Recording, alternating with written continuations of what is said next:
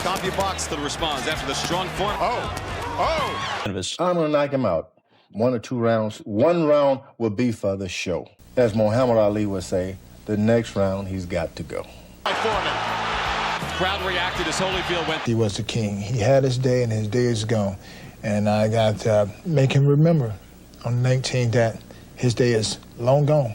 And a right, and Holyfield landing. It was April 19th, 1991. Evander Holyfield walked into the Atlantic City Convention Center as the undisputed heavyweight champion of the world, 28 years old, undefeated, and fresh off knocking out Buster Douglas in 3 rounds. Across the ring stood a name nobody expected to see fighting for a title again. George Foreman, 42 years old, chasing a comeback so unlikely, people had started calling it his impossible dream. Foreman had been retired for 10 years before he laced the gloves back up in 1987. Since then, he had gone 24-0, 23 of those by knockout, capped by a 2-round demolition of Jerry Cooney that made the boxing world take him seriously again. He was not fighting for money anymore. He wanted one thing: to become the oldest heavyweight champion in history. Holyfield came in a 4-1 favorite, younger, faster, and still undefeated as a professional. But he had never shared a ring with a puncher who had once dropped Joe Frazier 6 times, and Foreman outweighed him by nearly 50 pounds.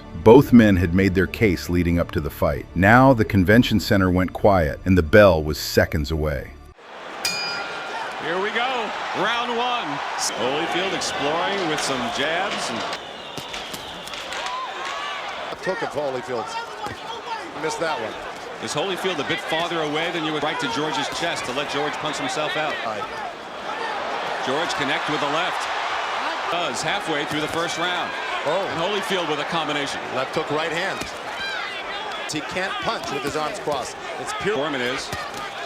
And here comes Holyfield. Good. I don't know. Holyfield pressing the action. Complete. Says he doesn't practice that in sparring. Right now, Holyfield is just. And a big swing and a miss from Foreman. That left to the body got through though. Now that was a low blow, and it's hard to tell what exactly is a low blow though. Looked like he ran into a little bit of a left hook. Oh! Foreman on the attack. You're not kidding. It came back with his own left hook. Overhand right from Foreman. Real wide, but 2 good body shots by Foreman. Another. And a wild left by Holyfield. And Holyfield comes in now. That's his instinct, though, to fight back when he gets hit. He's proven that in all of his past fights. Dokes, Alex Stewart, and everyone else. From the opening bell, Holyfield used his speed, sliding in with combinations and stepping out before Foreman could load up his right hand. Round 2, Foreman found him anyway, a shot that buzzed the champion. Holyfield answered by taking rounds 3 and 4 by a wide margin, boxing his way around the bigger man. Let's see how Holyfield responds after the strong Foreman punches. The CompuBox shot to the midsection. Foreman in this fight gave him a big shot. And he's. He rocked Holyfield. Holyfield rocked Foreman. And connecting. And Holyfield all over Foreman. Foreman trying to hold him off. It's Holyfield now. George is spiraling forward and hit. And Foreman sneaks in a left, and Holyfield counters as well. And Holyfield connecting. That's the story here in the. Then in round 5, Foreman hurt him again. A sweeping left hook followed by 3 hard rights. Round 6 went back to the champion, but Foreman refused to sit down between rounds, staying on his feet just to show the 28-year-old he was not tired. Nobody in the building believed anymore that this was going to be easy. Reach with his punches, and that's what he's getting caught with. Well, he's fighting. Well, I'll tell you, he's moving. For a big man, that's hard to do. And then comes back to fight some more. He just took a 40-second timeout, Holyfield didn't. He's come. George missing with that looping right. But another low left. Everyone talked about his right hand. He's gotten some good lefts to the chin. And Foreman with another combination.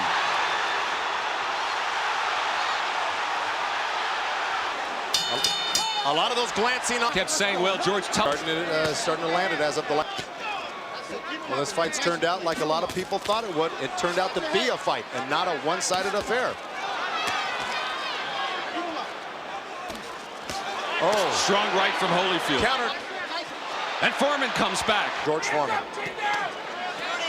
And Holyfield covered.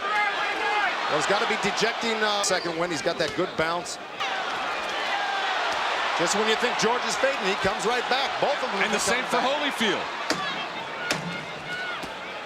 And the body shot. Round 6 comes to a close.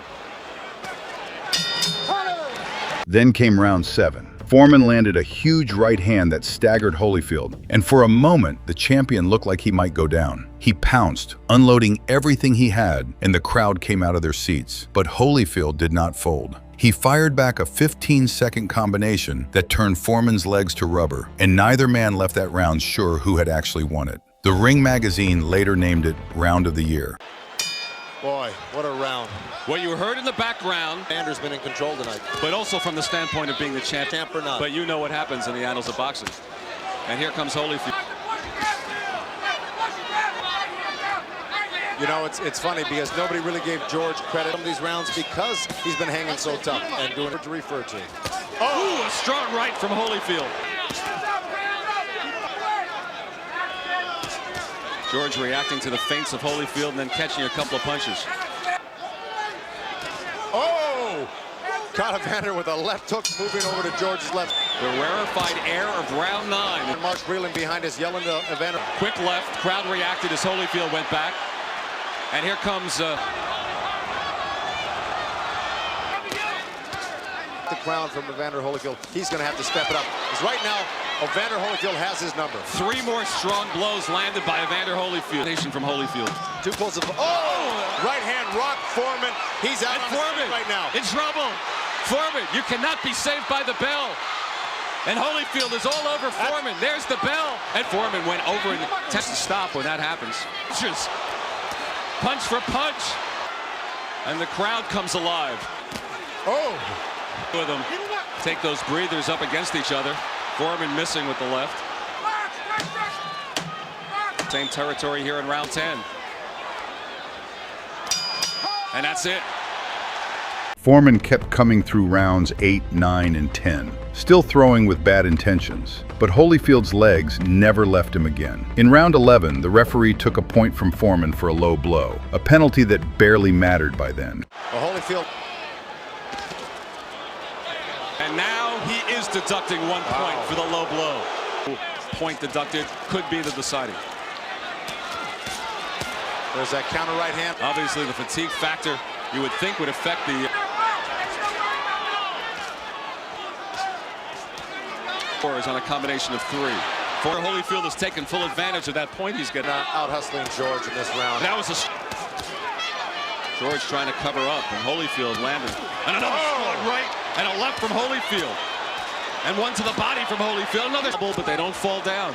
Well, let me tell you something right now. George Foreman is coming back with his... And Foreman said something to between rounds for taking that point away. And in the other corner, Georgie Benton and Lou Duke's up. Foreman's got to knock him This fight. But he certainly had his moment. Big bomb. But he lands a right. Basically, and that's the move. But he's... Holyfield stuck to his game. Holyfield wins it to retain the title. I still mark inside of a minute. Doesn't look like... And Holyfield comes on strong. Round stage there by Holyfield with 15 seconds to go in the fight. It's gone the distance. And the crowd at the Atlantic City Convention Center comes to its feet to applaud that. The final bell sounded, and Foreman had done what almost nobody thought he could. He had gone the full 12 rounds with the undisputed heavyweight champion of the world. All 3 judges sided with Holyfield, one card as wide as 117 to 110. Foreman had lost the decision, but he had won something else that night. That scores about 116 to 111. Tommy Kazmarek has it 115 to 112, and Jerry Roth scores it 117 to 100 for the winner by unanimous decision. And still, undisputed heavyweight champion of the world, the real deal, Evander Holyfield. 3 years later, he proved exactly how true that was, knocking out Michael Moorer to become, at 45 years old, the oldest heavyweight champion in history. The impossible dream took a little longer than one night in Atlantic City, but George Foreman got there.